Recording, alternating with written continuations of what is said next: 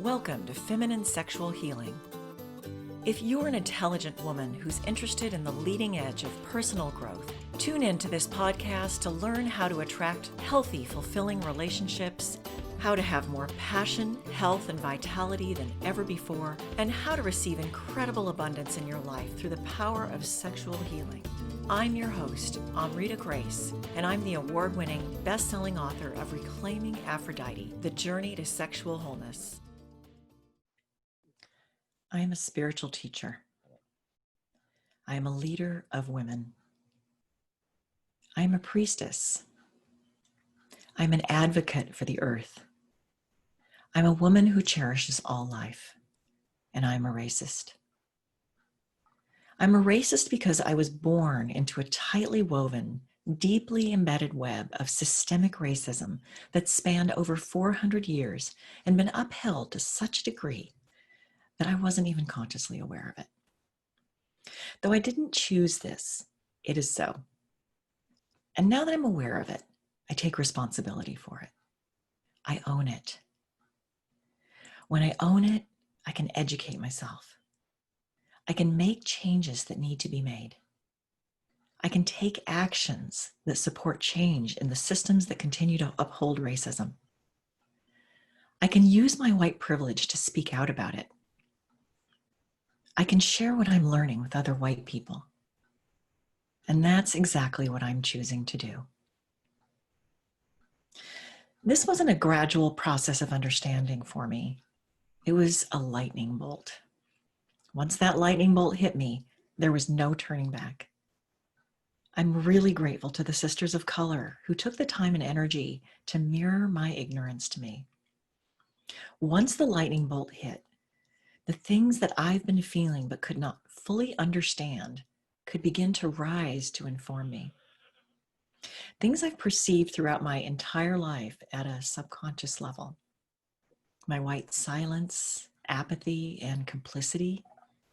My white privilege. My white superiority. My white fragility. My tone policing. And most especially, my white exceptionalism, thinking that I'm not a racist. The first thing I got to do was to sit with the guilt, to feel immense shame for being white. The guilt and shame were overwhelming, and it would have been really easy to freeze right there and slide back into silence and apathy. But that's not what I chose. And in my willingness to feel my feelings, a hot volcanic rage rose up in me. I chose to speak up, even if I said something wrong, knowing I would say something wrong.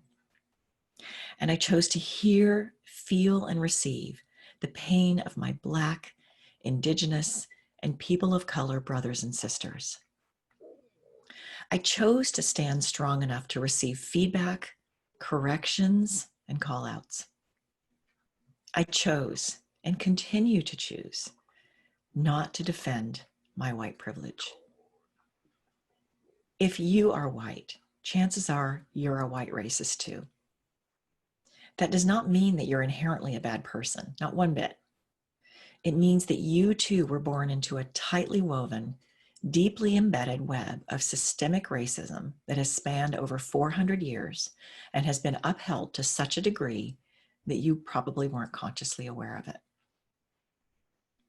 If this offends you, so be it. But I invite you to let it in and let it shake you to the core. Let it break through your walls. It's time to take a stand for the truth, and the truth is hard. It hurts.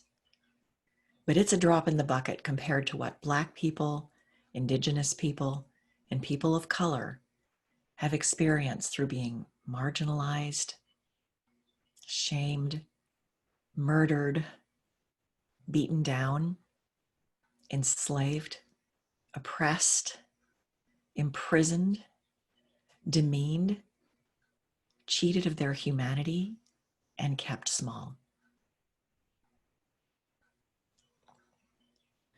This is not a time for spiritual bypass. You can't have love, light, and unity without purging everything that does not serve love, light, and unity. If love, light, and unity is all it takes, why do the violent murders of Black people continue to happen? What's needed right now is for each of us white people to do the deep inner shadow work to free ourselves from the beliefs and directives of systemic racism. We inherited these beliefs and directives from generations upon generations of our white ancestors. This requires a fierce willingness to face ugly truths within ourselves. This is not a time to point fingers outside of ourselves. This isn't about the KKK or Trump or the alt-right. We simply cannot claim to be spiritual when other people have boots on the back of their necks. And I mean that both literally and metaphorically. Light workers and healers talk a lot about the ascension of the planet and creating a new earth. And I'm the first to admit I'm one of them. But when I got my lightning bolt, I realized that I am not whole, that our society is not whole, that our planet and her people cannot ascend and create a new earth at the same time that atrocities are being perpetrated. I have been complicit in the perpetration of these atrocities. And if you are white, chances are, so have you. It's time to get really, really humble. More humble than we've ever been. To listen to Black people, Indigenous people, and people of color, including their rage and their pain. To feel the feelings and discomfort that all of this brings up. To dig deeper into our defensiveness when that comes up, and it will. To stop and look inside and feel instead of acting on that defensiveness.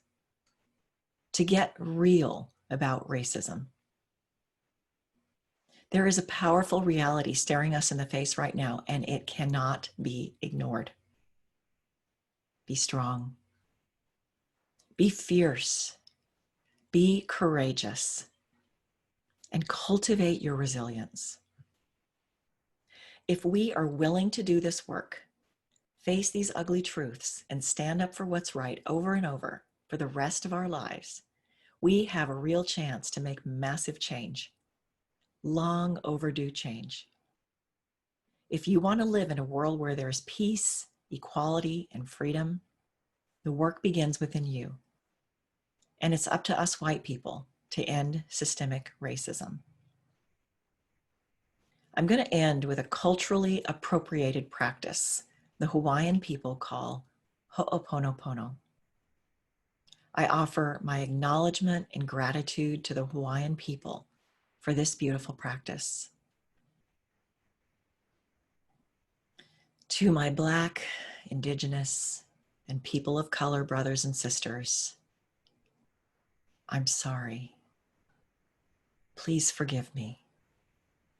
Thank you. I love you. I'm sorry. Please forgive me. Thank you. I love you. Blessed be. Thank you for listening.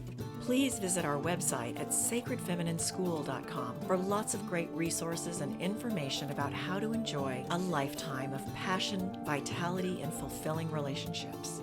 Be sure to subscribe to Feminine Sexual Healing with Amrita Grace to get notified of new episodes. Until next time, remember that sexual healing is the fast track to feminine power and embodiment.